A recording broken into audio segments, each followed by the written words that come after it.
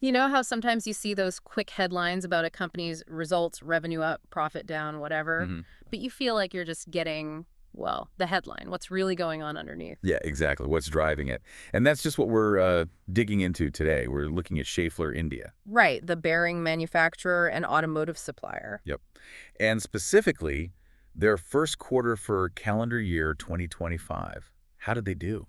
And we're doing this because one of you actually shared a really interesting analyst report with us. It's from Centrum Broking, dated April 30th, 2025. Ah, okay. And the title gives a hint. Centrum sees 18% UPSI'd in Schaeffler India, steady all-round performance. Steady all round. Sounds promising. It does. So our mission, if you like, for this deep dive is to go past that headline. We want to unpack what's in this report for you, figure out the key drivers, what the analysts think is coming next, basically give you the important stuff quickly. Makes sense. Yeah. So, okay, let's start with those headline numbers then. What did the report flag right at the top? Well, it definitely kicked off on a positive note. The report called the Q1 results a positive surprise, pretty much across the board, actually. Really? Like revenue, profit. Yeah, exactly. Revenue was up 14.1% compared to last year. EBITDA, that's earnings before interest, taxes, depreciation, amortization, jumped even more, 19.7%. Wow, nearly 20% on EBITDA. Right. And their adjusted profit after tax, or APAT, that grew a solid 16.6%. The report says this was, and I quote, buoyed by improvement in several areas. Okay. Buoyed by improvement. Let's unpack that. Which specific parts of the business were doing the heavy lifting? Great. Segment by segment. Their bearing and industrial division grew 12.2% year over year. Pretty healthy. Okay. Automotive Technology did even better. That revenue is up 13.7%. Right.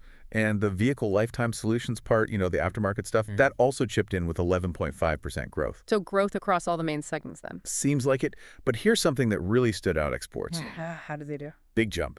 Up 23.2% compared to Q1 last year. 23%. That's significant. Yeah. Where was that growth coming from?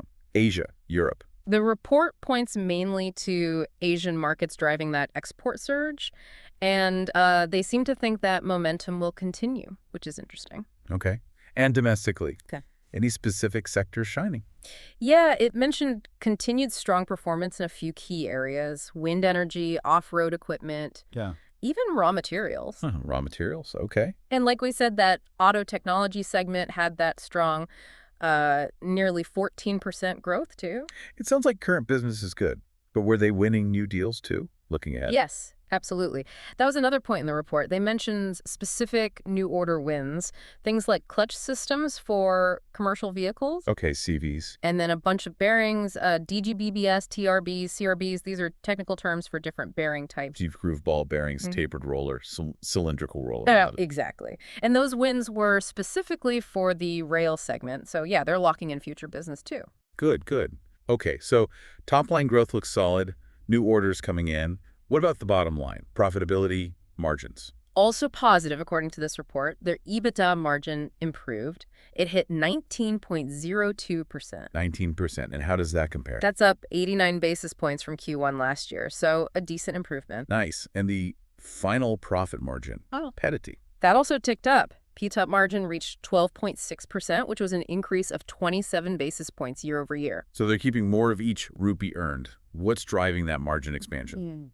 Better pricing, cost control. The report highlights two main things. One, a better gross margin, and two, a favorable revenue mix, meaning they sold more of their higher margin products. Makes sense.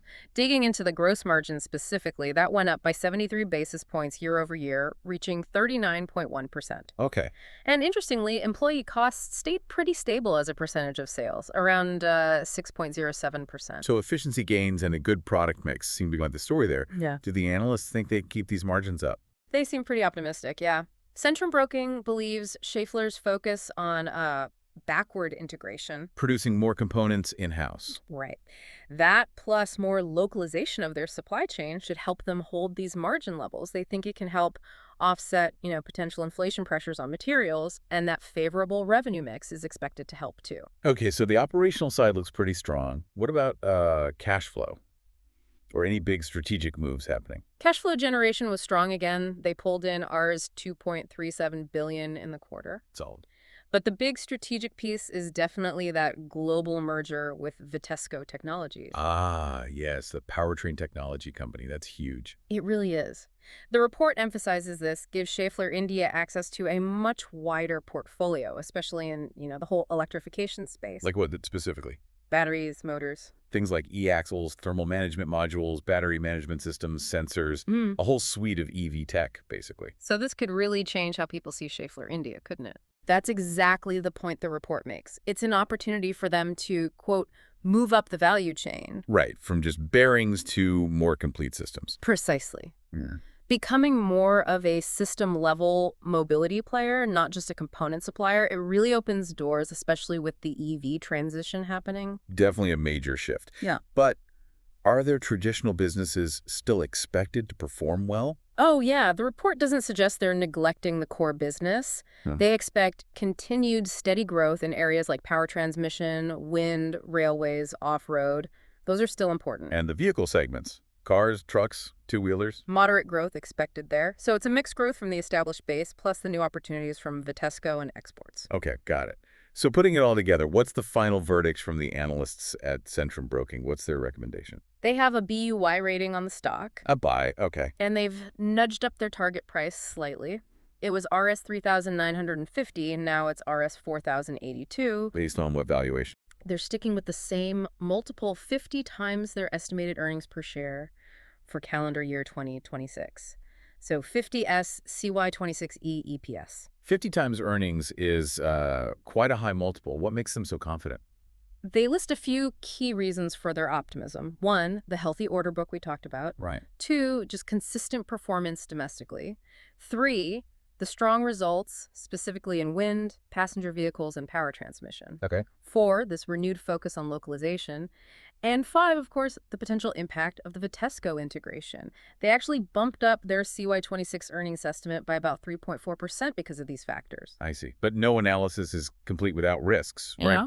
What potential downsides did they flag? Good point. They highlighted two main risks. First, if domestic growth slows down more than expected. Mm-hmm. And second, if that strong export growth doesn't continue at the same pace. Those are the key things to watch out for, according to Centrum. Fair enough. Did they share any of the specific assumptions behind their forecasts, like growth rates they're plugging in? They did. For the next few years, CY25, 26, 27, they assume year-over-year growth for total automotive at 15%, then 14%, then 10%. Okay, tapering off slightly. Yeah.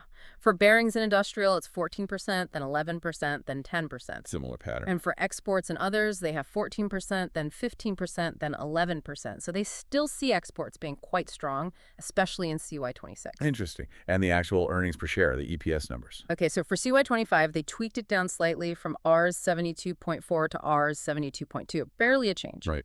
But for CY26, they raised it from Rs 79.8 up to Rs 82.5. So slightly less optimistic for this year, but more optimistic for next year, probably reflecting the Vitesco integration benefits kicking in more later. That seems like a reasonable assumption, yeah. Okay. And the report apparently also had highlights from the company's own conference call with analysts. What did management themselves say? Yeah, quite a few interesting points there. Management echoed the strong demand in bearings and industrial, and they actually expect to outpace industry growth there through winning new business and, again, that localization push. What else? They also emphasize the strong export growth year over year and quarter over quarter, especially industrial bearings going to certain Asian markets and some new European countries too. They expect that to continue. And any worries about tariffs or trade issues?